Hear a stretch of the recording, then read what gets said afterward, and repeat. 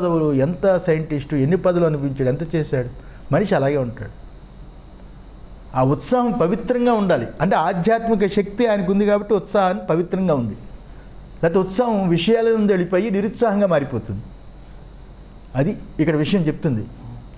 క్షమా అకృష్ణస్య తాడితస్య వా అంతర్విక్రియానుపత్తి ఉత్పన్నాయాం విక్రియాయాం ప్రశమనం అక్రోధ ఇతి అవోచామా ఇత్థం క్షమాయా అక్రోధస్య చ విశేష.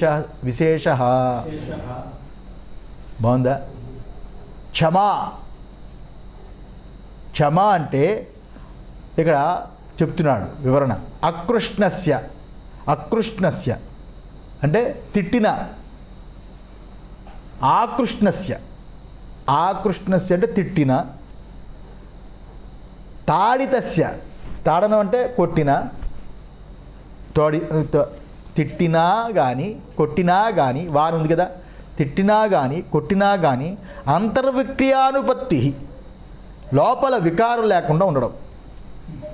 అవతల తిట్టినా కొట్టినా లోపల వికారం లేకుండా ఉండడం. ఇక్కడ ఉత్పన్నాయాం ఒకవేళ వికారం కలిగినా అని అర్థం.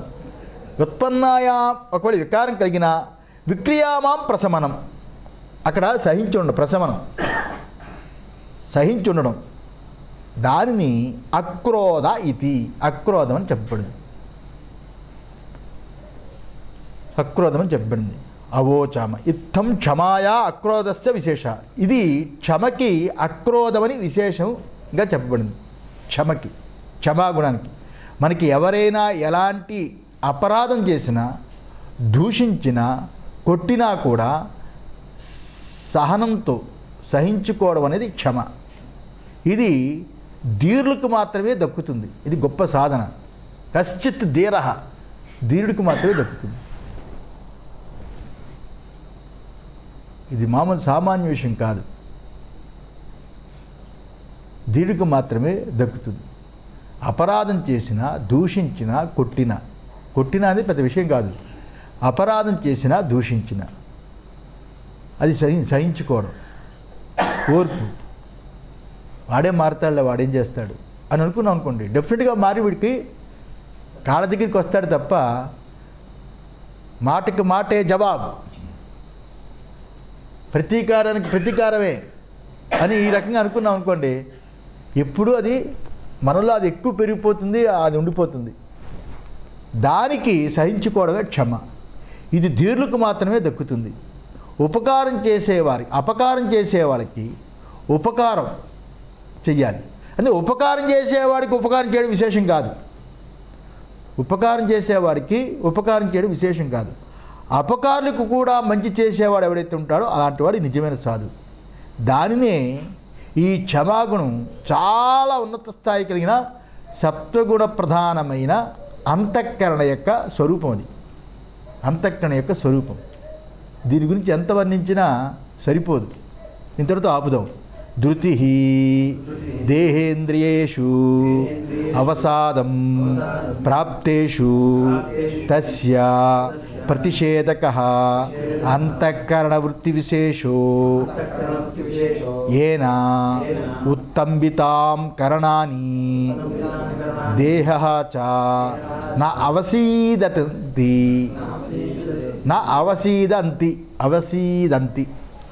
అంటే ధృతి అంటే దేహేంద్రియాదిషు అవసాదనం ప్రాప్తేషు. దేహేంద్రియాదులు అవసాదం అంటే బాగా అలిసిపోయినప్పుడు, అవసాన దశ అంటారు కదా, అంటే దేహేంద్రియాలు బాగా అలిసిపోయినప్పుడు దానికి తొలగించే అంతఃకరణ ఉంటుంది కదా, అంతఃకరణ యొక్క ఆ అవసాన దశలో ఉన్నప్పుడు దాన్ని అవసానం అంటే అలసిపోయినప్పుడు ఆ అలసిపోవడం అనే దాన్ని తొలగించడానికి అంతఃకరణ కదా తొలగించాలి. అంతఃకరణ యొక్క ఒకానొక వృత్తి విశేషమే ఇక్కడ ధృతి. దేహేంద్రియాలు బాగా అలిసిపోతాయిరా, బాగా అలిసిపోయినప్పుడు దానిని ఆ అలసట దాన్ని తొలగించడం అనేది ఏదైతే ఉంటుందో ఆ అంతఃకరణ యొక్క ఒకానొక వృత్తియే ఇక్కడ దీని విశేషం, ఆ ధృతి యొక్క విశేషం. దాని బలం చేత దేహేంద్రియాదులు కృంగకుండా ఉంటాయి అని, అంటే ధైర్యం చెప్పుకోవడం అని అర్థం. బాగా అలిసిపోయినప్పుడు, సొలసిపోయినప్పుడు మన అంతఃకరణ వృత్తి ధైర్యం చెబుతూ ఉంటుంది కదా, ఆ ధృతి, ఆ ధైర్యం చెప్పడం ఏదైతే ఉంటుందో అది అంతఃకరణ యొక్క వృత్తి విశేషం.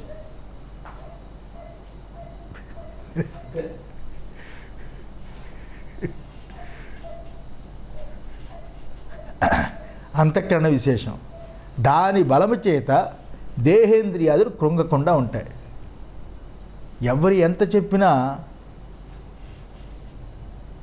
దానివల్ల చాలా ఇబ్బంది. ఎంత చెప్పినా ఇది నాకు కూడా అనుభవం, అందరికీ అనుభవం. మనకి ధైర్యం లేనప్పుడు ఏదైనా కష్టం వస్తే 10 మంది అడుగుతాం, ఏం పర్వాలేదంటారా? మన గురించి వాళ్ళు పర్వాలేదండి, ఇంకోటి ఎవడో ఉన్నాడు అనుకోండి, చాలా కష్టం అండి అని వాడు చెప్పాడు అనుకోండి, మళ్ళా మనకి పాజిటివ్ చెప్పడం ఇంకొన్ని ఎదుగుతాం, వాడికి ఫోన్ చేస్తాం, ఏం పర్వాలేదంటారా?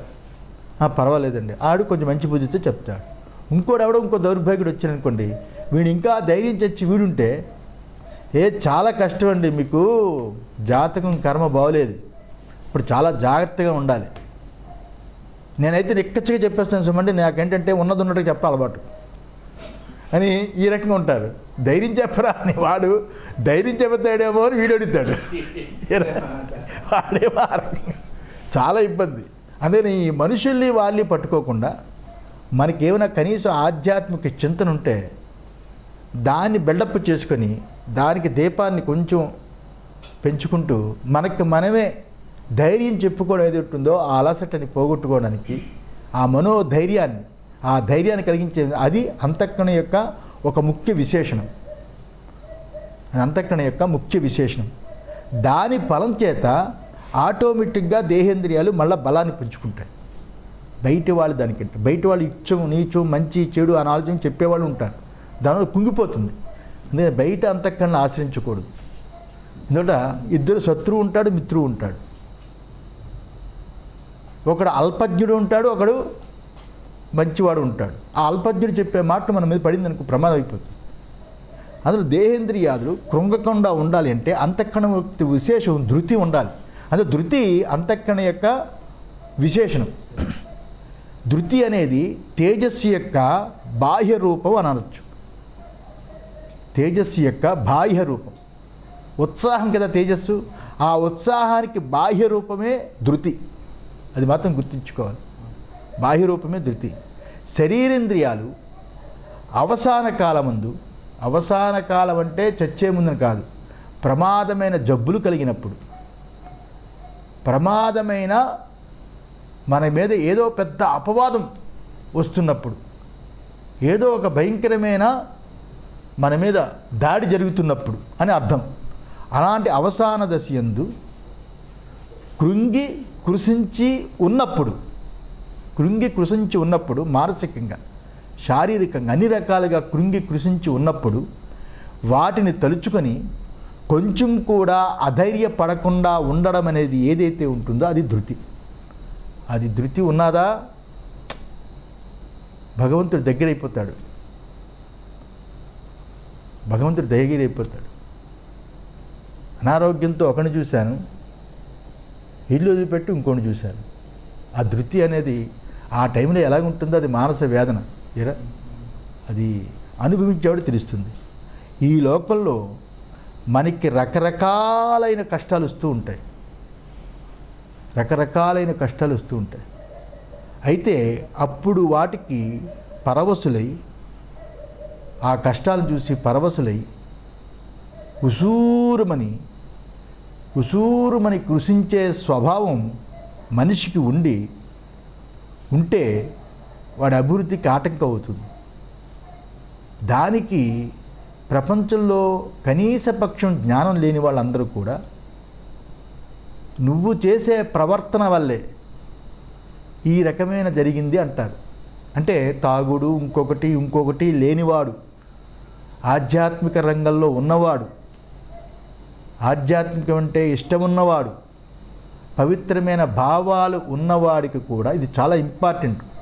పవిత్రమైన భావాలు ఉన్నవాడికి కూడా ఒకవేళ శరీరం కృషించినా, మనస్సుకి ఏదైనా పెద్ద గాయం తగిలినా అలాంటప్పుడు ఉసూరుమని కృషించే స్వభావం మనిషికి వస్తుంది.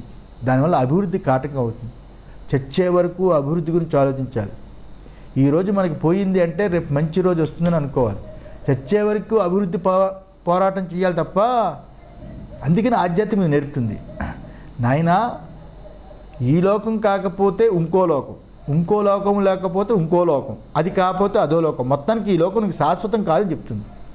అందుకని ఆధ్యాత్మికం చాలా ఇంపార్టెంట్. దేవుణ్ణి మొక్కడం అనేది ఆధ్యాత్మికం కాదు. దేవుణ్ణి మొక్కడం అనేది ఆధ్యాత్మికం కాదు. తత్వం తెలుసుకోవడం అనేది ఆధ్యాత్మికం. తత్వం ఏంటి? ఈ లోకంలో నేను శాశ్వతం కాదు, పరలోకాన్నో అధోలోకాన్నో పోయేవాడిని. అధోలోకం సంబంధమైన కార్యక్రమాలు చేస్తే అధోలోకాన్ని పొందుతాను, ఉత్తమమైన కర్మలు చేస్తే ఉత్తమ లోకాన్ని పొందుతాను. ఇది కదా స్టోరీ. అంటే ఈ లోకం నీకు శాశ్వతం కాదన్నప్పుడు ఇక్కడున్న పరివారం, అమ్మ నాన్న బంధువులు మిత్రులు స్నేహితులు ఇవి శాశ్వతం కాదు. అయితే అమ్మ నాన్న జన్మనిచ్చి అమ్మ యొక్క కండ మనకి ఇచ్చింది కాబట్టి అమ్మ నాన్నని పూజించాలి, మిగతావంతా కామను. అది కదా విషయం, అది కదా చెప్తుంది. ఈ రకంగా ఉన్నప్పుడు అభివృద్ధికి మనకి కృషించే ఈ ఆధ్యాత్మిక తెలియదు ఉన్నప్పుడు మనకి ఈ ఆధ్యాత్మికం వల్ల చూడు ఆధ్యాత్మికం లేని వాళ్ళందరూ బాగున్నారు. అంతే కదా ఇప్పుడు జరుగుతుంది. దాన్ని తీసుకుని చెప్తున్నా, ఆధ్యాత్మికం లేని వాళ్ళందరూ బాగున్నారు. ఆధ్యాత్మికం ఉండి నువ్వేం బాగుపడ్డావు? జనాలు అది కనిపిస్తుంది. ఆధ్యాత్మికంలో ఉండి నువ్వేం బాగుపడ్డావు? ఆధ్యాత్మికం లేనివాడు బాగులేరా? మన బంధువే చూడు, వాడు ఎంత తాగుబోతేనే ఎన్ని కోట్లు సంపాదించాడు, ఎంత హ్యాపీగా ఉన్నాడు, వాడికి ఏం తక్కువైంది? మరి ఆధ్యాత్మికం అనేది ఇక్కడ ఉండాలిరా. అంతేగాని బొట్లు పెట్టుకొని ఊరికి హిమాలయాలు ఋషికేశులు సాధువులు అటువంటి తిరుగుతూ ఉంటారు. ఇవన్నీ ఏంటి అనేది ఆ టైప్ చెప్పేవాళ్ళు ఉంటారు. ఆ టైపు చెప్పేవాళ్ళు. మనకు ఆధ్యాత్మికం సరిగా లేకపోతే మనం నిలబడలేము, కృషించిపోతాం. ఆధ్యాత్మికం అనేది తాగుపోతూ ఆనందంగా ఉన్నట్టు ఉండాలని కోరుకునేదా? ఎంత చెడిపోతే అంత డబ్బు వస్తుంది, దొంగ కూడా సంపాదిస్తాడు కదా. అలాగే పైరువీలు చేసేవాడు సంపాదిస్తాడు, లంచం తీసుకున్నవాడు సంపాదిస్తాడు. వాళ్ళు ఎంత చెడిపోతే అంత డబ్బు వస్తుంది. ఆధ్యాత్మిక డబ్బు ప్రధానం చెప్పటలేదే. ఆధ్యాత్మిక మనిషి ఎందుకు పుట్టావో ఆ పుట్టడానికి కారణమైన పరమాత్మ తెలుసుకోవడానికే మానవ జన్మ. లేకపోతే పశువులన్నీ ఎలాగో మనిషి సమానమే అన్నాడు. వాళ్ళందరూ పశువులుగా జీవిస్తున్నారు. పశుత్వంతో కూడుకున్న కామనలు కోరికలు వాళ్ళు పొందడానికి డబ్బు సంపాదిస్తున్నారు. ఆ పశువు వద్దు, పశువులతో కూడుకున్న కామనలు వద్దు, ఆ డబ్బు వద్దని దాన్ని డిటాచ్మెంట్ పెట్టుకున్నాం. నా అవసరాలకు కావాల్సిన డబ్బు చాలు అని అనుకున్నాం. దీంట్లో లోకం అంతా అటు వెళ్తుంది కాబట్టి ఇటుపక్క మనకి ఆ బ్యారేజ్లో వాడు ఆనందంగా ఉన్నట్టు, వాడు ఏదో కష్టాలు ఉన్నట్టు కనిపిస్తుంది. వాడు కష్టాలు ఉన్న డబ్బుతో వాటి పోగొట్టుకోవడం ప్రయత్నం చేస్తుంటాడు. శారీరక కష్టం, రోగాలు కానీ ఏవైనా వీడికి పోవచ్చు. కానీ వీడికి ఫిక్స్ అయిపోయాడు కదా, అంతే కదా, ఫిక్స్ అయి ఉన్నాడు. తర్వాత రెండోది ఏంటంటే, ఎవడు ఏ రకమైన ప్రారంధాన్ని రాసిపెట్టి పుడతాడో వాడు దాన్ని అనుభవిస్తూ ఉంటాడు. ఆ అనుభవించడానికి రెడీ అయిన వాడే ధీరుడు. దాన్ని కప్పిపుచ్చుకుని మసిపూసి మారేడికాయ చేసి ఆరోగ్యాన్ని పొందే ఉన్నట్టుగా మనం ఏ స్టెరాయిడ్ లాంటివే పుచ్చుకొని మనం ఉత్సాహంగా ఉన్నాం అనుకోండి, అది జూట్, అబద్ధం. అంతే కదా. ఒరిజినల్గా సహజంగా ఉండడం అనేది అయితే ఉందో అది గొప్పది. అలాంటిది ప్రారబ్ధాన్ని అనుభవిస్తూ ఆధ్యాత్మికంలో ఉన్న గొప్ప ఆనందాన్ని వీడు పొడుతూ ఉంటే దాని సాధన ఆధ్యాత్మిక తెలియని వాళ్ళు ఎన్ని రాళ్ళు వేసినా మనం కుంగిపోకూడదు. ఇందులో రూపాయి ఖర్చు లేదు. ఒక అవినీతి చేసి సంపాదించి డబ్బు ఖర్చు పెట్టక్కర్లేదు. మనమేదో దొంగతనాలు అవి ఇవి చేసి మనము రాష్ట్రాన్ని దేశాన్ని దోపిడీ చేసి మనం అక్కడ కోట్లు దాచుకోక్కర్లేదు. ఈ డబ్బులతో మనకు పని లేదు. ఒక్క మనసు ఆధ్యాత్మికంలో ఉంటే చాలు. వాళ్ళు అనుభవించలేని ఆనందాన్ని మనం అనుభవిస్తాం. అది వాడికి తెలియక మనం ఏదో చెడిపోతున్నట్టుగా వాడు బురద జల్లుతుంటే కుంగిపోకూడదు. అంతే కదండి. కుంగిపోకూడదు. ఇది ఉసూరమని కృషించే స్వభావం మనిషికి ఉంటే అది అభివృద్ధికి ఆటంకం అవుతుంది. అది గుర్తుంచుకోవాలి. అందువల్ల ఆధ్యాత్మిక మార్గంలో మాత్రం ధృతి లేనివాడు కొంచెం కూడా ముందుకు సాగలేడు. ధృతి, ధైర్యం ఉండాలి. సామాన్య విషయం కాదు. మామూలు సంధ్యావందనం చేసేవాడినే మిగతా సంధ్యావందనం చేసిన బ్రాహ్మలు మరి వెర్రోడిపోతున్నారా వీడు అంటారు. అంటే నువ్వు హోటల్లో తినండి, హోటల్లో వాటిలో తిన్ను, ఇంట్లో ఏదైనా చేస్తే తింటానంటేనే మనం ఏదో పెద్ద విలక్షణమైన ఒక జంతువుగా చూస్తారు. ఎంత విచిత్రంగా ఉంటుంది లోకం. వాడికి ఉన్న పవిత్రమైన బాధలు సాధనకి వాడు ఉపయోగిస్తే వాడిని ఎంకరేజ్ చేయకుండా నిరుత్సాహపరుస్తారు. అలాంటి పెద్ద పెద్ద విషయాలు వాళ్ళకి ఏమర్థమవుతుంది? చిన్న విషయం. అందువలన ఈ రకంగా ఆధ్యాత్మికంలో ఉన్న వాళ్ళకి ధృతి లేని వాళ్ళు కొంచెం కూడా ముందుకి సాగలేరు. లోకంలో కొందరు స్వభావం చేత పుట్టుకతోటే ధైర్యం ఉంటుంది, ధృతి ఉంటుంది. వాడికి పుట్టుకతోటే ఉంటుంది. వాడిది ఏదో పెద్ద సింహలగ్నం అనుకోండి, మంచి లగ్నంలో పుట్టి కుజుడు, శని, రాహు ఇలాంటి వాళ్ళందరూ పాపగ్రహాలు కూడా వచ్చలో ఉన్నాయనుకోండి, పాపగ్రహాలు కూడా వచ్చలో ఉండి శుభగ్రహాలు చూస్తూ ఉన్నాయనుకోండి, వాడు ఆ పుట్టుకతోటి పూర్వజన్మ సుకృతం ప్రారంభం చేత పుట్టుకతోటే వాడికి ధైర్యం ఉంటుంది. కాబట్టి ఎవరి మాట కూడా లెక్క చేయడు. వీడు చెప్పింది వాళ్ళేదో కానీ వాడు చెప్పింది వీడు అండం. ఆ రకమైన ఆధ్యాత్మిక సాధకులు చాలా మంచి మంది ఉంటారు. మా సచ్చిదానంద స్వామి అలాగే ఉండేవారు. ఆయన ధైర్యం, ఆయన ధృతి వేరు. ఆయన గురించి ఇప్పుడు చెప్పడానికి సరిపోదు. అందువల్ల వారికి ఎంత కష్టం వచ్చినా మనస్సుకి అంటించుకోరు. కష్టం అనేది పేపర్ మీద పెట్టే అది ఒక ఏమంటారు, అది పేపర్ వెయిట్ లాంటిది కష్టం అనేది. అది మనం ఇటు మార్చుకోవచ్చు. కానీ మనసును మార్చుకోవడం అనేది చాలా కష్టమైంది. అది మార్చేసుకున్నాం, ఆధ్యాత్మికంలో పెట్టుకున్నాం, దాన్ని సెట్ చేసుకున్నాం. ఇదే ఉంది. అది మనసుకి వారికి అంటుకోనివ్వరు ఆధ్యాత్మికవేత్తలు. వారి కర్తవ్యాన్ని వారు చేస్తూనే ఉంటారు. ఆధ్యాత్మికవేత్తలు శంకరాచార్య వారు ఎంత కష్టపడ్డారు. ఆయన కష్టం ఉంది, మామూలు కష్టాల. సచ్చిదానంద స్వామి వారు ఎంత కష్టాలు అనిపించారు. ఆయన ఎన్ని కష్టాలు అనిపించి ఇప్పుడు మామూలుగా ఆ రోజుల్లో 200 పుస్తకాలు రాశారు. 200 పుస్తకాలు ఈ రోజులో డిటిపి టైప్ కాదు. అప్పుడు ఆఫ్సెట్ ప్రింటింగ్. అప్పుడు అక్షరాలు ఇలా సర్ది తప్పులుంటే మళ్ళీ ఆ అక్షరం తీసి మళ్ళీ ఇంకో అక్షరాన్ని పెట్టి ఈ రకమైన కష్టం. అలాంటి కష్టంతో కూడుకున్న ప్రింటింగ్ పెట్టుకొని దాన్ని చూస్తూ ఆయనే ప్రూఫ్ చూస్తూ ఆయనే 200 గ్రంథాలు రాస్తూ వ్యాఖ్యానకారులు రాసిన తప్పులన్నీ ఎంచుతూ భాష్యాన్ని వెలికి తీయడం అంటే 200 గ్రంథాలంటే రాసి అనికి చేతిలాగా అయిపోయాయి. అన్నం తిన్న ఇలాగే ఇలా రాసి ఇలాగ అయిపోయింది. ఆయన కష్టం ఉంది. ఆఫ్టర్ మన కష్టం ఏంటండి? శంకరాచార్య కష్టం ఉంది, మన కష్టం అండి. మన రామాయణ భారతం అని చదువుతుంటే దాంట్లో ఉన్న కష్టం రాముడు కష్టాలు కానీ. పెళ్ళాన్ని ఎత్తుకుపోయాడు ఒక రాక్షసుడు, 1 సంవత్సరం పాటు పట్టుకెళ్ళిపోయాడు. ఏ రకంగా నిర్బంధంలో ఉంచాడో, ఏం చేస్తున్నాడు. ఒక గంట కూతురు కానీ భార్య కానీ అర్ధరాత్రి 1 గంట లేట్ అయితే విలవల్లాడిపోతుంది ఏమైపోయిందని. అలాంటి 1 సంవత్సరం పాటు రాక్షసుముండావుడు పట్టుకెళ్ళిపోయాడు. ఆయనకున్న కష్టం ఎక్కడ? అడవిలో ఉన్నాడు. మహారాజు కొడుకు 7 సంవత్సరాలు 14 సంవత్సరాలు అడవిలో ఉన్నాడు. అంటే తేళ్ళు, జర్రులు, పావులు తిరుగుతున్న వృక్షాల కింద పడుకున్నాడు ఆకుల మీద. ఆయనే జంతువుని కొట్టుకుని ఉడికించుకొని తిన్నాడు. ఇదే కదా స్టోరీలు.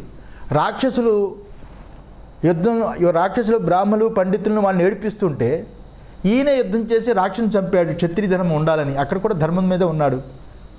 రాముడు కష్టాలు, కృష్ణుడి కష్టాల దగ్గర ఎక్కడ? మనకు వచ్చే పాకి కష్టాలు ఏమున్నాయి? అలాంటిది ఈ రకంగా కర్తవ్యాన్ని వాళ్ళు చేస్తూనే ఉంటారు. కష్టాన్ని అవి మనం తీసుకోవాలి.